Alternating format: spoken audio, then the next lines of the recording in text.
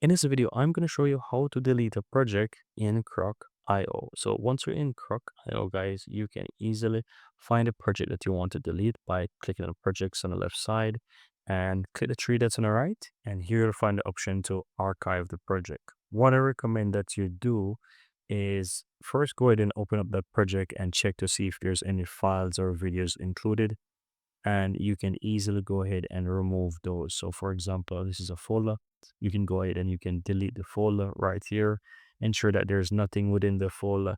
And of course, once that is done, you will have the option to pretty much archive the folder because you will no longer need it, right? So I recommend that if you have any files inside, you can, and you want to keep them, you can either move them or just archive the entire thing. But once you do that, so you click on archive and you click on archive again, that's going to archive the project, and you can find those archive projects right here afterwards. As you can see, this is done.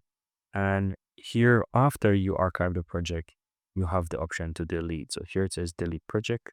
You click on delete again, and here you can permanently delete. So if you're looking for how to delete projects in Croc.io, that's how you do it. You archive it first, and then you put it into delete by delete it permanently. That's it, guys.